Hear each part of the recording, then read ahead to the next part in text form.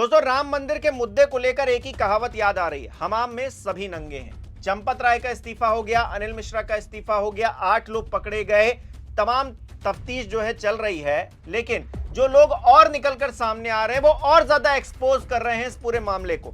गोविंद देव गिरी महाराज, राम मंदिर ट्रस्ट के कोषाध्यक्ष, वो सामने आते हैं और कहते हैं मैं तो जाता ही नहीं था अयोध्या, मैं तो पुणे में ही रहता था और मैं एक व्यक्ति को भेज दिया करता था और उसी के भरोसे सब कुछ चल रहा था। अब बताइए, जो कोषाध्यक्ष हैं वही नहीं आ रहे हैं, तो फिर उनको कोषाध्यक्ष बनाया क्यों गया है और वो अपने पद पर अभी तक क्यों बने हुए हैं? इतनी बड़ी चोरी निकलकर सामने आने के बाद उनकी कोई जिम्मेदारी नहीं थी, और अगर थी तो फिर वो अपनी जिम्मेदारी से बच कैसे सकते हैं? बतौर कोषाध्यक्ष आप ट्रस्ट के काम को या ट्रस्ट के कोष को कितना देखते थे, कैसे ओवरसी करते थे? मैं ट्रस्ट के कोष को पूरी तरह देखता था। मैं स्वयं आता नहीं था, लेकिन हमारे पुणे कार्यालय के हमारे सहयोगी चार्टर अकाउंटेंट्स जो मेरे स्वयं के वहाँ के कोषाध्यक्ष हैं, उनको भेज और वे आकर के महीने में 5 दिन यहाँ पर रहते थे, सारे हिसाब जांचते थे। उन्हीं के कारण मैं निश्चिंत रह पाता था। और यहाँ पे इसलिए मेरा उस पर ध्यान नहीं था, ऐसी बात नहीं है। वी वर्क बाय डेलीगेशन, किसी को भेज करके हम काम करवाते हैं, उस प्रकार का काम ठीक चल रहा था। तो गोविंद देव गिरी महाराज अपनी जो है जान बचाते हुए नजर आ रहे हैं। लेकिन एक और हैरानी वाली बात है, वो चंपत राय को क्लीन चिट भी दे रहे हैं। वो अपने आप में सुप्रीम कोर्ट हो गए हैं, वो सारी विधि व्यवस्था के जानकार हो गए हैं। इसीलिए तो चंपत राय को कह रहे हैं कि वो निष्कलंक हैं, क्योंकि जांच तो पूरी हुई नहीं है, एसआईटी की कोई फाइनल रिपोर्ट तो आई नहीं है। तो फिर वो चंपत राय को क्लीन चिट कैसे दे सकते हैं? और चंपत राय पर एफआईआर होनी चाहिए, लगातार मांग की जा रही है। अनिल मिश्रा पर होनी चाहिए, गोपाल राव पर होनी चाहिए, लेकिन किसी के ऊपर नहीं हो रही है। तो यहां पर पत्रकार कुछ गए, उन्होंने कहा आप पर क्यों नहीं होनी चाहिए? आपकी जिम्मेदारी भी तो थी ट्रस्ट में, कोषाध्यक्ष रहते हुए आपकी कोई जिम्मेदारी नहीं थी क्या? आप सवालों के घेरे में नहीं है क्या? तो गुस्सा गए, नाराज हो गए, माइक पकड़कर हटाने लगे और तू तड़ाक पर भी उतर आए। देखिए, एबीपी न्यूज के जो संवाददाता हैं वो बात करने के लिए पहुंचे थे। राम मंदिर चढ़ावा चोरी मामले में एबीपी ने गोविंद देव गिरी से सवाल किया तो पहले वो झुलझुला गए, फिर माइक पकड़ लिया उन्होंने। इसके बाद इस्तीफे के सवाल पर तपाक से बोले मैं इस्तीफा क्यों दूंगा। इतना ही नहीं, कोषाध्यक्ष की जिम्मेदारी के सवाल पर भी वो गुस्साए दिखे। भारत समाचार के रिपोर्टर पहुंचे थे। रिपोर्टर ने कहा कि आपने इस्तीफा क्यों नहीं दिया?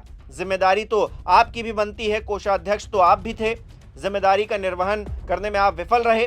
तो गोविंद देव गिरी महाराज क्या कह रहे हैं? आप कुछ भी कह सकते हैं, मेरा इस कांड से कोई वास्ता नहीं है, मैं इस्तीफा नहीं दूंगा। इस्तीफे का सवाल ही नहीं उठता, मैं इस्तीफा नहीं दूंगा।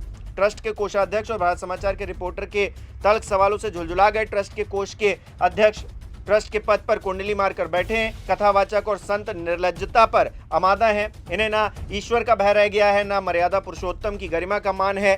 पैसे की चकाचौंध ने इन्हें कैसा बना दिया है? ये इंटरव्यू देखिए, ये बात भारत समाचार की तरफ से लिखी गई है। उनके जो संवाददाता थे वो पहुंचे थे वहां पर और उन्होंने बताया, हकीकत बताई। आप पूरा वीडियो देखेंगे तो आप जानेंगे कि किस तरह का रिएक्शन गोविंद देव महाराज दे रहे हैं। लेकिन वो क्लीन चिट दे रहे हैं चंपत राय को, जो चंपत राय सवालों के घेरे में है और ये खुद कोषाध्यक्ष रहते हुए इनकी कोई जिम्मेदारी नहीं थी। ये अपने आप को बचाए ले रहे हैं कि भाई हमारा कोई लेना ही देना नहीं इस पूरे मामले पर। तो भाई आप हैं क्यों उस ट्रस्ट में? आपकी क्या जरूरत है जब आपको कुछ पता ही नहीं है? जब दूसरे ही इंसान को सब कुछ ऑडिट करना है, देखना है, तो फिर आपका क्या काम है? आप क्यों हैं उस पद पर और आप पर एक्शन क्यों नहीं होना चाहिए?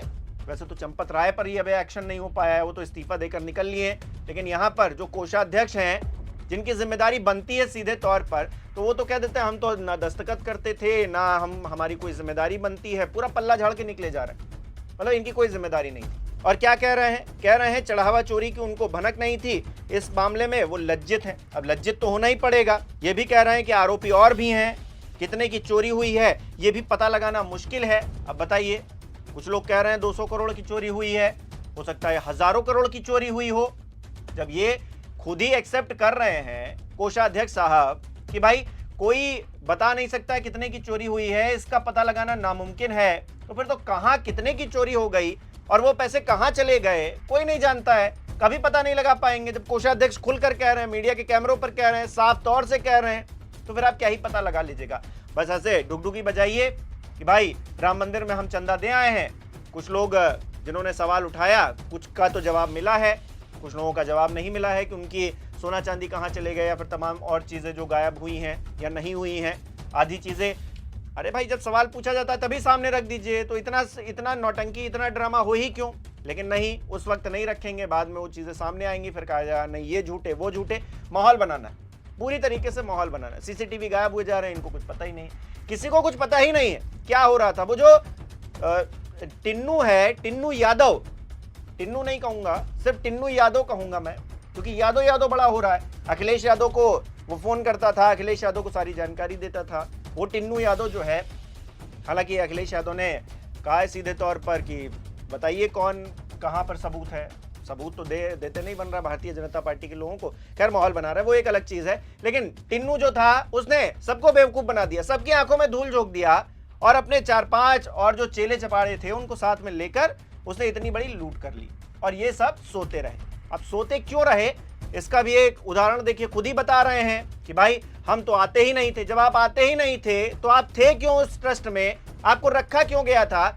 और आप संत होते हुए मीडिया के कैमरों पर इस तरह से बातें कर रहे हैं, तू तड़ाक पर उतरे हुए हैं, तो आपको खुद जो है शर्म आनी चाहिए। और इस पूरे मामले पर अब गोविंद देवगिरी की जो भूमिका है उस पर भी सवाल उठने लगे हैं, और उनकी जांच की भी मांग उठने लगी है। वो इस्तीफा क्यों नहीं दे रहे हैं, ये भी बात उठने लगी है, और एफआईआर उनके खिलाफ भी होनी चाहिए, ये भी कहा जाने लगा है। और इस बीच एक खबर ये आई है कि श्री राम जन्मभूमि तीर्थ क्षेत्र ट्रस्ट के जो कोषाध्यक्ष हैं स्वामी गोविंद देवगिरी, वो श्री राम जन्मभूमि तीर्थ क्षेत्र ट्रस्ट के जो पूर्व महासचिव हैं चंपत राय, उनसे मिलने के लिए तीर्थ क्षेत्र भवन पहुंचे हुए हैं। और वहां पर मुलाकात करके वो क्या दिखाना चाहते हैं, क्योंकि वो तो क्लीन चिट दे रहे हैं चंपत राय को कि वो तो निष्कलंक हैं, उन्होंने तो कुछ किया ही नहीं है, उनकी नाक के नीचे इतना बड़ा कांड हो गया तो उन्होंने कुछ किया ही नहीं है, जैसा कि आपने कुछ नहीं किया क्योंकि आप तो आते ही नहीं थे, है ना। तो आप मिलकर जो है डिसाइड करेंगे कि अगली बात क्या कहनी है मीडिया के कैमरे पर, है ना। सब कुछ मतलब आपस में ही तय हुआ जा रहा है, ट्रस्ट ही एफआईआर करवा रहा है, ट्रस्ट ही एसआईटी बनवा रहा है। मतलब क्या घपलेबाजी, क्या मतलब आंखों में धूल झोंकना इसे नहीं कहेंगे तो किसे कहेंगे दोस्तों। और सवाल अखिलेश यादव से पूछे जा रहे हैं भारतीय जनता पार्टी की तरफ से। मोदी जी एक बार बोले नहीं है, मोदी जी को कुछ कुछ होता है, वो इंडोनेशिया में याद आ रहा है, वहां जाकर मतलब डायलॉगबाजी हो रही है, अलग तरह की चीजें हो रही हैं। खैर, इस देश में यही चल रहा है। आपको क्या लग रहा है कमेंट करके जरूर बताइएगा। इस वीडियो को लाइक करना, शेयर करना मत भूलिएगा। हमारे चैनल को सब्सक्राइब नहीं किया तो वो भी जरूर कीजिएगा। आप हमें सहयोग भी कर सकते हैं ज्वाइन बटन पर क्लिक करके। बहुत बहुत धन्यवाद।